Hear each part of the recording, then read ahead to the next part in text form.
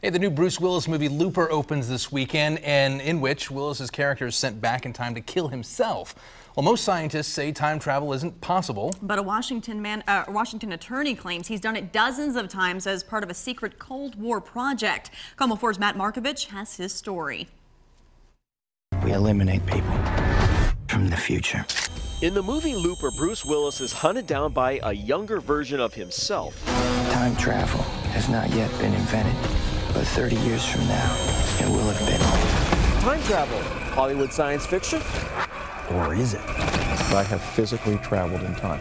Andrew Basiago is not acting. We have. We did over 40 years ago. Fascinating. The Vancouver, Washington attorney is on a mission to reveal what he calls a 40-year government cover-up of Project Pegasus. Piece of them anyway. Where he says he was teleported back and sideways in time dozens of times. It would be a fascinating project. I have the whole story. I have hundreds of facts. I can tell you what personnel were at what locations where which time travel device was being used. And his time travel wasn't recent. It was when he was a kid. I entered the program officially in the fall of 1969 as a third grader, age 7. One of 140 kids, 60 adults, chrononauts as he calls them, including his dad, who joined him on his first jump. My dad held my hand and we jumped through the field of energy, and we seemed to be moving very rapidly. But there was also a paradox. We seemed to be going nowhere at all. Hold on tight, son. The TV show Fringe aired a similar scene 2 years ago. Coincidence? Did it? There's paradoxes, unscientific claims, unbelievable stories and encounters on Earth and Mars. Meeting Barack Obama when the president was a teenager with a different name. Fascinating. Time traveling 6 times to the Ford Theater on the day President Lincoln was shot, but he didn't see it happen.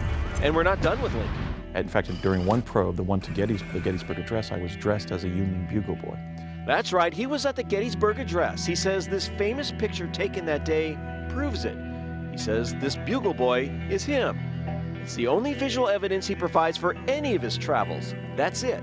I was physically at Gettysburg. Crazy way to travel, spreading a man's molecules all over the universe. And what about that teleportation? He says Star Trek got it wrong. So Andy, I just got here via Star Trek teleportation, but that's not how you did it. No, in fact, if you had just arrived via quantum teleportation, the Star Trek method of teleportation, you would have collapsed as a dead person. Basiago weaves his tale with such conviction, I thought he's either a psychopathic liar, lunatic, or the fastest thinking science fiction writer on Earth. A tunnel was opening up in time-space, just like you'd have a cavity inside a soap bubble being blown by a child. And when that bubble closed, we had been repositioned elsewhere in time-space on the face of the Earth. Some would say Basiago is still living in a bubble, but he's put his professional reputation at risk claiming time travel isn't science fiction. He did it. Please, Spock, do me a favor. And don't say it's fascinating. No. But it is interesting. Matt Markovich, KOMO 4 News. It was hard for us to confirm any of Andrew's claims. Still, he says many out there say they believe Project Pegasus was real.